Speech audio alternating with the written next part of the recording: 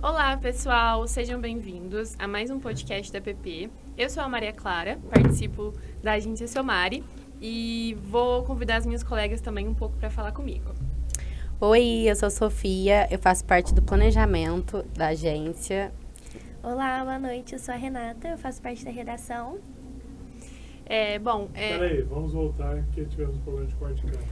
É bom que seja nenhum de vocês olhou pra câmera. Eu olhei. Eu tô olhando. Não, vocês estão olhando pra Eu não baixo. olhei, eu tô nervosa, não sei porquê. Olha pra câmera. Eu tô com vontade de rir. Aí eu vi assim. Olha pra câmera até a hora que você for passar a sua vez. Tá. Vamos lá? 3, 2... Olá, pessoal, boa noite. Hoje venho convidar vocês para assistir mais um podcast da PP. Eu sou a Maria Clara, curso Publicidade e Propaganda aqui na Unifacef. Sou da agência Somari, uma agência experimental do curso, e vou convidar um pouco das minhas colegas para falar comigo. Eu sou Sofia, faço parte do planejamento. Olá, boa noite, eu sou a Renata e faço parte da redação. O tema que escolhemos hoje para o nosso bate-papo é o trabalho interdisciplinar de publicidade e propaganda. E ninguém melhor para falar sobre esse tema a não ser a nossa coordenadora do curso, Fúvia Nassif. Hello, people! Tô aqui, muito obrigada pelo convite, agência Somari. Falando em nome da nossa agência, né, todo esse experimento que nós tivemos do TIP durante todo o ano, apesar de ter sido puxado, a gente conseguiu ver uma super evolução pra gente no ramo profissional mesmo, sabe? Com as ideias, com o movimento que a gente teve em criar o evento, com os pensamentos que a gente teve que ter durante o ano, tanto para o planejamento, mas também para a prática da ação.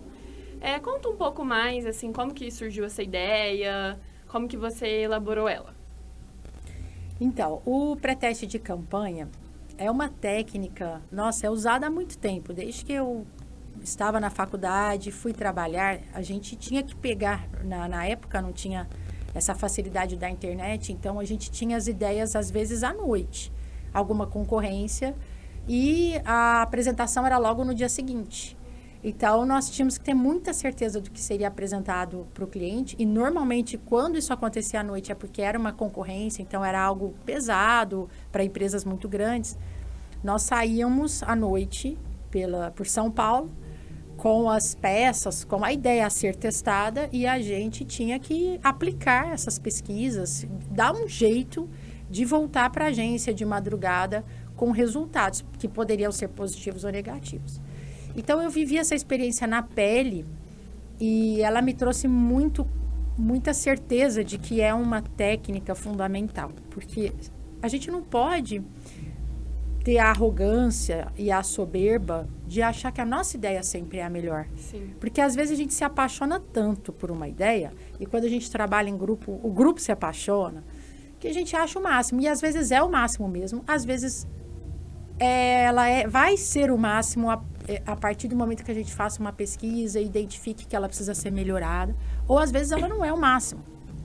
E aí, quando eu vivenciei isso muito, né, na minha juventude, e voltei à Franca e comecei a dar aula aqui, né, fui convidada para dar aula na universidade. Primeira coisa e eu assumi logicamente a minha área que era estratégia, logo no primeiro ano, quando eu vi que os estudantes não faziam essa prática, foi a primeira coisa que eu criei. Falei, não, seja onde vocês forem, estratégia, ideia, a gente tem que aplicar. Porque senão a gente não tem esse termômetro, a minha ideia é boa, não é? E, logicamente, aplicar junto ao público que eu desejo. Porque senão eu vou ter uma resposta que não vai ser coerente, né? Então, não adianta eu criar algo para a juventude e aplicar com a minha avó a pesquisa. A resposta vai ser errada. E aí, desde então, acho que, sei lá, vou chutar para vocês que desde 2002, porque eu comecei a dar aula em 2001, então provavelmente de 2002 para cá, não teve um ano sem o pré-teste, exceto no ano de pandemia. Legal. Sim. E até uma coisa legal que aconteceu com a gente, nós fizemos da Fênix Academia, né? E um dos professores de Muay Thai, que ele participou também, ele foi seu aluno, ele foi aluno aqui do curso, e ele lembra de fazer o pré-teste dele. Exato. Né? Ele comentou. E ele conta o impacto que foi para ele, tanto que foi importante para ele aprender estratégias e planejamento, e aprender como analisar uma empresa e fazer todo o estudo daquela empresa, né? Então, isso foi, assim, totalmente importante para ele, né? E além disso, Fúvia, tem algum pré-teste, assim, que te marcou mais, um estudo de caso que foi, assim, virada de chave? Nossa, foram tantos. Não, eu lembro de um. Não, é que quando fala lembra de algum, não é necessariamente o melhor ou Sim, o mais claro. criativo e tal. Eu lembro de um que me deu muito trabalho, porque os estudantes trouxeram uma moça seminua. E ela estava, porque o stand era de lingerie. E aí, essa moça, quando eu me deparei com ela estava com um hobby transparente. E ela estava seminua. Quando eu a vi, eu estava no meio do saguão e tinha muita gente. Eu não conseguia chegar até ela. Era como se eu estivesse nadando naquela multidão.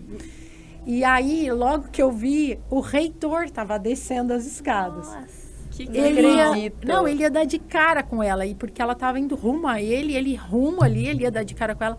E aí eu não me esqueço dessa passagem, porque eu passei um apuro legal, consegui resolver, ninguém viu ninguém.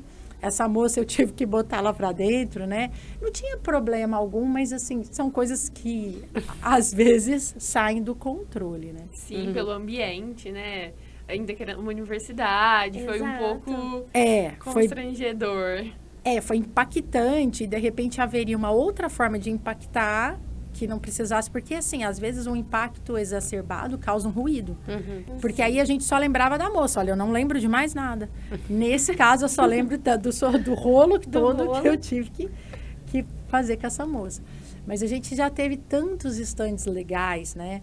Eu lembro de um que foi de uma ONG do Cão que Mia, que eles fizeram um sensorial para a gente sofrer um pouco das dores de um cão abandonado. Então, nós tínhamos que andar praticamente ajoelhado, porque não tinha como. O stand, ele foi rebaixado. Então, a gente tinha que andar de gatinho mesmo. E aí, com as mãos no chão, tinham coisas que machucavam. Lógico, não furava a mão, mas incomodava. Então, você tinha que engatinhar. Aí, você passava numa parte, vinha água, e aí, em seguida, vinha um ventilador muito gelado. Então, você sentia frio. E aí eles foram criando, assim, essas sensações, o que um cão abandonado sofreria, para você sofrer na pele. Mas foram tantos que eu seria super injusta de ficar lembrando, né? Esse ano, para mim, foi um dos anos mais emblemáticos. Foi muito bom, porque todos os estandes corresponderam, né? Tanto que foi, acho que o pré-teste mais longo, em termos de tempo de duração. Vocês sofreram muito para fazer o de vocês? Um pouquinho, né? Um pouquinho, foi um pouquinho sofrido, mas na hora é muito gratificante. Na hora que você vê tudo construído, tudo montado, nossa, é uma sensação muito gratificante, né? Com certeza. Eu lembro que eu cheguei em casa, assim, eu tava tão exausta que eu sentei no chão, e aí, sabe quando parece que você vai raciocinando o que aconteceu? Eu tava muito eufórica ainda, sabe? Muito agitada. Eu Mas demorei igual- muito para dormir no dia também. Eu cheguei bem agitada, assim, mas ao mesmo tempo foi um sentimento legal, porque eu percebi que as pessoas participaram, nosso objetivo era que as pessoas entrassem, participassem. A gente teve isso, bastante movimento, né? Tanto que não deu tempo da gente entrar nos outros. A gente Exato. não conseguiu participar, nem do Açaí, do Borelli. Então, eu achei que foi sofrido, assim, toda a trajetória, mas eu vejo que foi realmente para evoluir, sabe? Ter uma outra visão, essa coisa do evento, eu também não tinha muita noção da loucura, da correria, do vai atrás disso, vai atrás daquilo, se vira. Mas deu certo. Você vê que o evento vem da palavra eventualidades, e a gente só aprende na pele. Na prática. Às vezes a gente programa, e na hora começa a acontecer coisas que eu vi vocês tirando, acho que uma bicicleta de dentro, pondo para fora, né? O stand de vocês eu não consegui entrar. Eu até tentei várias vezes, mas não consegui. E aí você tem que lidar com aquilo na hora, sem perder o objetivo, que era proporcionar uma experiência e medir alguma coisa ali, testar alguma coisa. Eu acho que nunca mais, quando a gente passa por isso, a gente pensa igual, né? Exato. A gente sempre Nossa, fica com é. aquela coisa assim, será? Né? Como é que as pessoas vão ver isso e Aham. tal? Não, no meio ainda do pré-teste aconteceu da nossa máquina meio que dar pane, né? E aí a gente teve que ligar pro moço e consertar e tudo mais. A gente achou que ia dar zebra ali no momento e a gente resolveu e continuou funcionando. E a galera fez uma super entrou. dinâmica, né? Uhum. Porque aí a gente teve que mudar a dinâmica do percurso, porque aí Sim. não tinha mais a atração principal. Então a gente já teve que mudar a dinâmica com as pessoas que entravam, ter uma conversa diferente, mostrar para elas para fazer como se fosse uma aula teste. Então assim, Sim. as eventualidades que acontecem, né, serve também pra gente entender que no futuro, quando a gente estiver trabalhando, a gente vai ter que se desdobrar caso dê algo que Na não tá hora. esperado. Na hora, exato. E de bom humor, porque não dá É. tempo, é tudo muito rápido, né? Isso. É uma adrenalina. Ô, Fúvia, e você falou que faz desde 2001 ou 2002, né, esse trabalho, e você conseguiu ver alguma mudança em relação aos estudantes, assim, desde o início que você começou a aplicar para agora? Ou era... Nossa, essa pergunta sua é muito boa. Eu tive até que pensar aqui. Nossa, ô Maria, teve sim uma mudança. Atualmente, isso tem tudo a ver com a geração que vocês estão. Olha, é incrível isso, viu, Edu? Essa pergunta dela foi tão boa, me fez pensar num monte de coisa. Atualmente, vocês, estudantes, vocês estão pensando tanto na experiência que a pessoa vai ter, que os estandes, eles vão ficando ricos nessa experiência. Antigamente, era algo muito mais objetivo, do tipo, eu exponho algo e eu pergunto sobre algo, e as pessoas se divertiam da mesma forma. Porque naquela época já era legal só de ir num stand e olhar. Era proporcional ao momento. Hoje, a gente tem tanto estímulo que se a gente fizer um stand muito objetivo, preto no branco, parece que ninguém nem vai. Com certeza. Então, a gente tem que oferecer um monte de coisa, de alegoria, de interação e de aspectos sensoriais, né? Às vezes brinde e não sei o quê, para que as pessoas venham. Então, os próprios estudantes vêm caminhando nesse sentido de pensar como vou atrair. E quando ele chegar no meu stand, como é que eu vou fazê-lo gostar? Antes até de aplicar a pesquisa. Eu acho que essa foi a mudança mais contundente, assim, que eu percebi. Fúvia, e como que foi o processo de implementação do trabalho? Como que você teve a ideia aí de partir de agências experimentais e como que foi para todo o curso, né, em si, a implementação do TIP? A primeira eu vivi uma guerra, porque tudo que é novo, as pessoas desconfiam, não querem fazer. Não vai dar certo. Não, para que isso? Que loucura, a gente já faz muita coisa. Então, sempre quando você vem com uma novidade, você pode esperar que vai ter uma onda contrária. Mas, assim, eu tive sorte porque, de alguma forma, eu conseguia convencer as pessoas de que ia ser muito legal, contando as minhas experiências, né? Eu trabalhei com muito evento. Eu comecei a trabalhar muito nova. Então, assim, eu fiz eventos que hoje quando eu conto, nem eu mesma acredito que fiz com a idade que fiz. Então, quando eu contava, não, gente, olha aqui, vai dar certo e tal. É claro que uma ou outras vezes, na hora, assim, não comprava a ideia e arrependia. Porque aí que chegava no dia, falava, nossa, olha que legal aquele estante, tô com vergonha do meu. Aí virava aquele pá de pá e saía correndo. E uma das coisas mais interessantes é que, nesse momento, todo mundo parava para ajudar aquele stand. Isso foi uma das coisas mais bonitas que eu vi acontecer, porque não foi previsto. E às vezes classes em que havia uma certa rivalidade ou qualquer tipo de situação assim, o pessoal parava de fazer o próprio stand e ajudar aquele que não estava legal, não estava pronto, iam colocando coisas que sobraram. Estava caindo, ajudava a colar, pegava a cola quente, ajudava com a escada. Então, eu fui percebendo ao longo dos anos que o pré-teste, além de todos os benefícios, ele também tinha esse lado de melhorar as relações interpessoais. Porque a gente sabe que rola um estresse danado ao longo do ano, né? Os grupos se desgastam. Quando chega no pré-teste, ou vai ou racha. Normalmente vai. Porque é na dor as pessoas se unem. No estresse. Sai dali marcando festa, marcando churrasco. Às vezes a classe nunca fez nada. E a partir do pré-teste, enxerga que... Poxa, nossa, essa menina era tão legal. Eu não conhecia ela. Olha que coração bom. Dela. Conheci um outro lado. Então, esse lado do pré-teste é bacana também. É engraçado você falar isso, porque justamente no pré-teste, bom, a nossa sala, né, pelo que você conhece, a galera é bem competitiva, a galera sempre entrega o melhor, sabe? E tudo mais. Se doa muito. Se doa muito. Né? E no pré-teste eu senti também, óbvio, esse lado, só que uma união também muito grande. Eu senti que... principalmente na montagem e tudo mais, a galera baixou um pouco a guarda no sentido de, tipo, ajudar e querer estar ali participando um do outro, entendeu? Incentivando. E também a gente acabou combinando, né? Comer uma pizza, todo mundo junto. E foi tão engraçado, porque era pra ter todo mundo esperava que fosse uma rivalidade muito grande, porque eram praticamente 2 academias contra 2 sorvetes, né? 2 gelados. Então, todo mundo ficava assim, nossa, não sei o que e tal. Só que no dia e na semana foi tudo tão leve. A gente pediu pizza. E olha, vem ver o nosso, como que vai ser?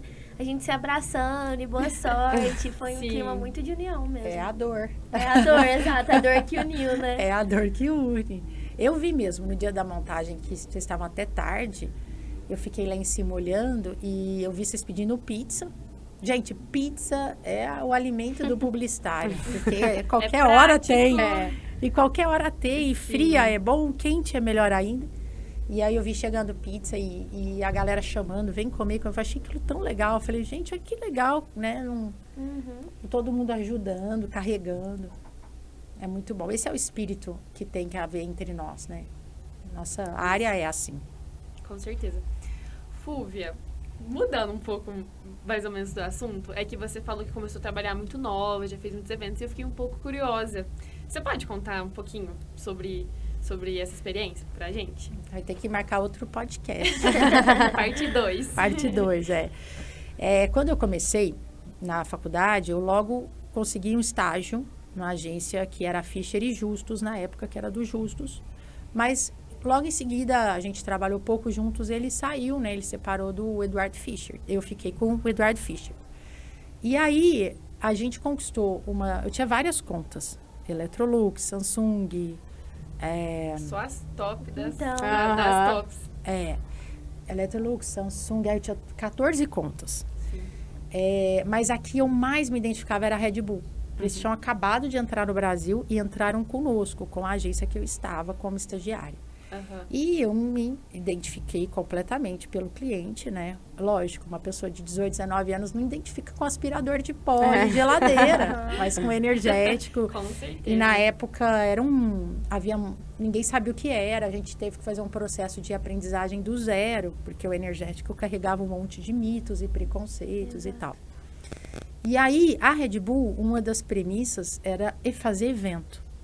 Eram muitos eventos. Tipo, numa segunda-feira eu tinha 3 eventos acontecendo. Isso você estudava, você fazia faculdade, entendi. Ao mesmo tempo.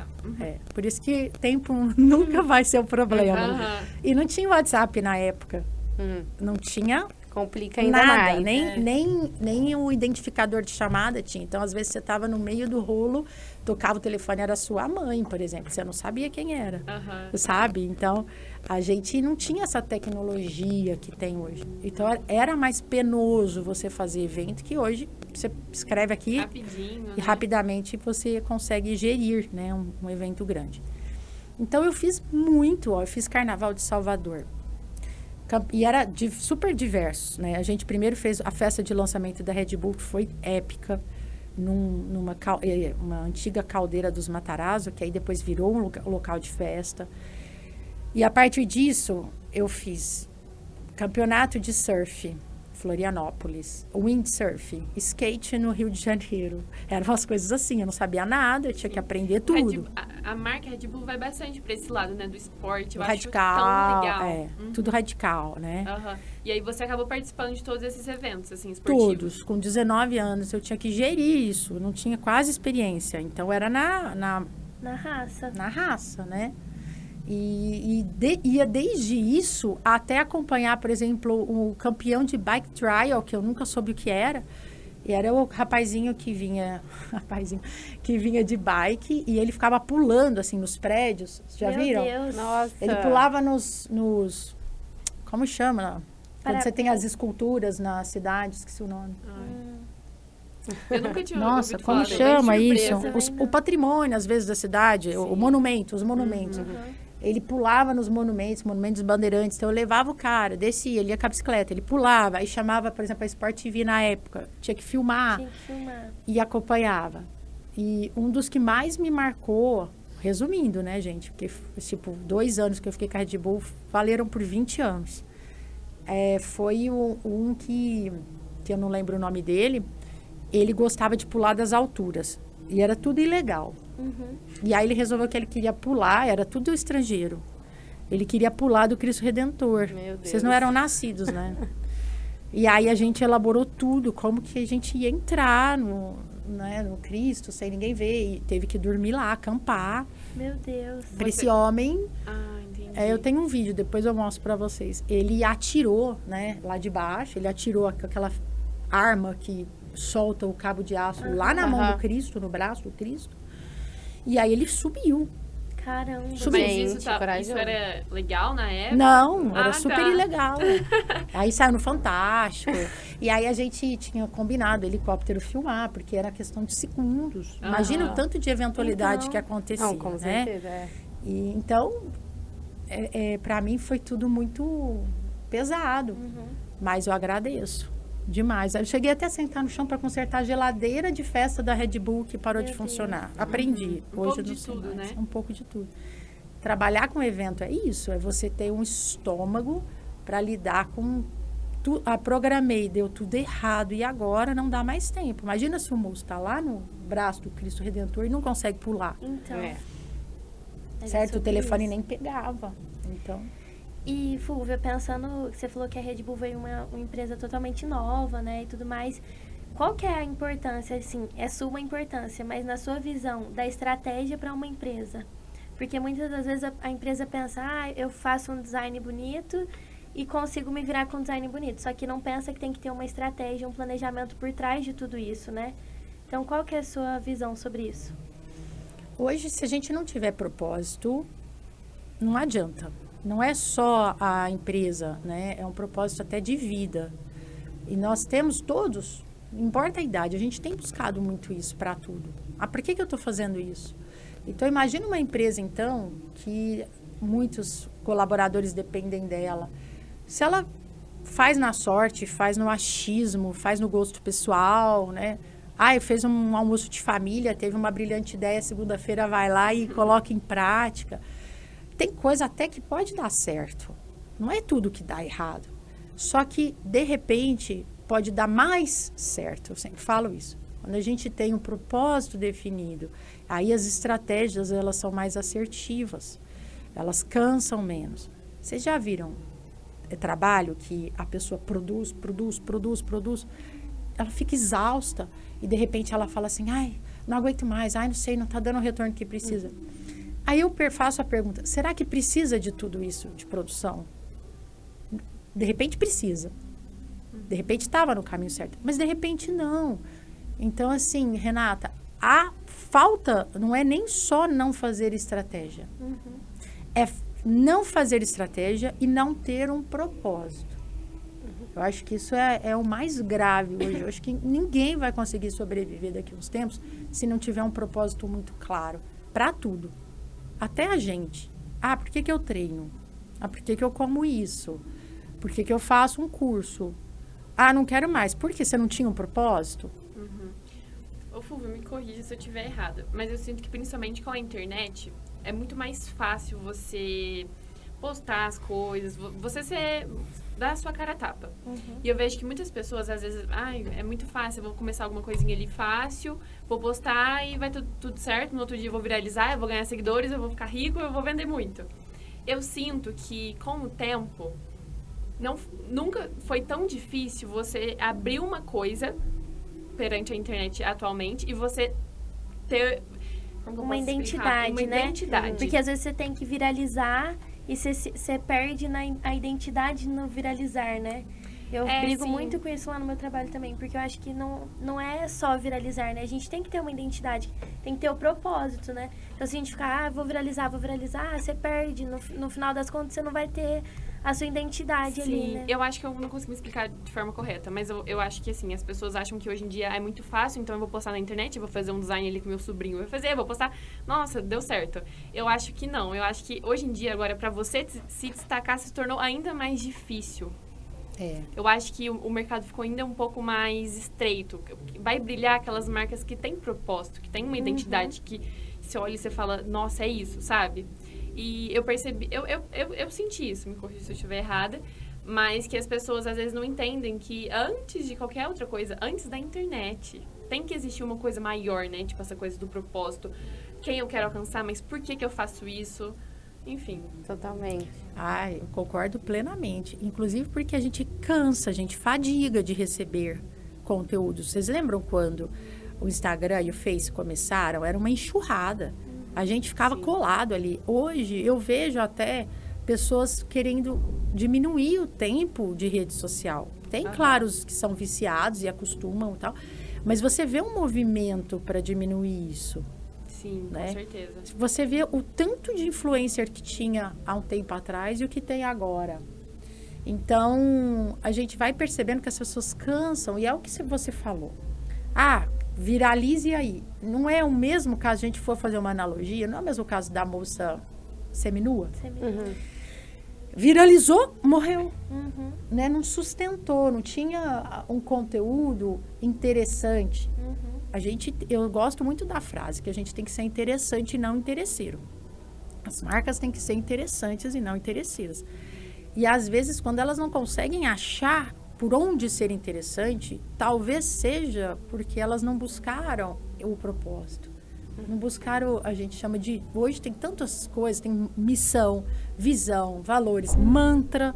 Cultura, né? Cultura, valores, né? Por que existe tudo isso? Porque quando você consegue montar tudo isso, isso faz um sentido, isso vai ajudar a ter um norte para você definir os seus propósitos. É como se fossem instrumentos de navegação. Né? Então, para navegar, a gente precisa da bússola, precisa disso, do vento, sei lá o quê. Na publicidade, a gente precisa da mesma coisa. Não posso só ter valores. Eu preciso ter também a minha missão, porque senão eu não sei onde eu tenho que chegar. Valor é o que eu vou carregar comigo, eticamente, moralmente, é o que é importante. Eu falo comigo, empresa, né? E assim por diante, e o mantra as políticas da empresa, a cultura da empresa. Aí você começa a tomar as decisões e elas começam a fazer sentido para todo mundo. Não é só para quem eu preciso vender, mas para quem trabalha na empresa. E puxando um gancho em relação aí já às mídias e redes sociais, como que você acha que a gente pode implementar mesmo a nossa experiência com o TIP e com o planejamento que a gente teve que fazer nas redes sociais? Porque, como você disse, né, a gente precisa de um propósito. E tendo propósito, a gente precisa de um planejamento para atingir ele. E a gente aprendeu isso na prática com o TIP, né? E hoje, o cenário atual está muito voltado para as mídias sociais. E eu gostaria de saber justamente como a gente pode estar implementando isso de uma maneira mais eficiente para atingir esses propósitos. Então, a primeira coisa é ter muito claro as dores que vocês precisam resolver, certo? A gente chama de dor, mas pode ser uma dor grave, uma dor leve. É que sempre a gente tem que resolver alguma coisa. Em cima dessas dores, vocês definirem os propósitos. Então, eu não vou conseguir atingir 3 dores, eu consigo atingir uma. Ok, então vamos uma de cada vez. Né? Aquele senso de gravidade, de urgência, de tendência. E aí sim, Sofia, você traçar a estratégia pensando uma por uma. Então, é esse o propósito hoje? Então eu vou pensar em estratégia só para esse propósito. O grande erro é querer resolver tudo muito rápido, como a gente estava falando, tudo muito rápido. E aí eu quero atingir, eu não suporto, né? As pessoas não suportam guardar aquelas dores, querem resolver rápido. Só que aí vamos pensar, tudo que a gente tenta fazer muito rápido em grande volume, de alguma forma vai ser superficial. Sim. A gente não mergulha completamente naquilo lá. É só você pensar na sua vida. Quando você tem uma coisa só para você resolver, como que você se dedica. E quando você naquele dia quer tirar da frente. E vou falar mais. Tudo que a gente faz com pressa volta. Aí ao invés de você ficar livre, Você volta. tem mais um problema para resolver. Você perde tempo, né? E Fulvia, agora para finalizar com chave de ouro, qual mensagem você dá para os novos estudantes? Ali o ano vai começar, uma nova turma vai vir. Então, qual mensagem você dá para eles? O ano também, o segundo ano que já vai fazer o pré-teste ano que vem, né? Uma mensagem assim para geral na comunicação. O que eles devem esperar? Nossa, vocês estão me pegando hoje de calça curta, hein? Bom, primeiro a mensagem para quem vai fazer o pré-teste ano que vem. Vou até olhar para a câmera, assim, bem na íris. Olha, vocês vão ter um bom trabalho ano que vem, porque essa turma arrasou. Não foi só a minha opinião, não. Foi na geral, tá? E foi muito bom, porque vocês tiveram uma excelente referência. Então, se inspirem, façam com muita antecedência para que vocês possam arrecadar recursos, gastar o mínimo e terem muita criatividade. Eu acho que a gente está encerrando, mas era algo que vocês podiam falar sobre como viabilizar as ideias de vocês gastando o mínimo possível, né? Se vocês se arrependem de, podia ter feito antes, a gente poder ter economizado. Podia ter feito caixinha, não fizemos, ó. Fica a dica aí, galera. Caixinha. Não fizemos, gastamos horrores, porque não fizemos a caixinha e gastamos horrores de última hora. Mas deu tudo certo. Mas tinha alguma outra Passamos. ideia? Tipo, vou fazer um trabalho para uma empresa, em troca desse trabalho ele vai me ajudar com mobiliário, ou com pano, ou com planta? A Fênix ajudou a gente um pouco nisso. A gente até pensou, mas aí já tava corrida, a gente tava meio estressado assim, e a gente falou, não, vamos resolver, já quer resolver? Resolvemos do nosso próprio bolso mesmo. Mas assim, de dica para quem vem aí, façam uma caixinha, conversem com empresas, antecedência. Planejamento com antecedência. Exato, antecedência é crucial. Planejamento da aula da Fúvia. Exato. Já dá certo. E eu falo em fevereiro.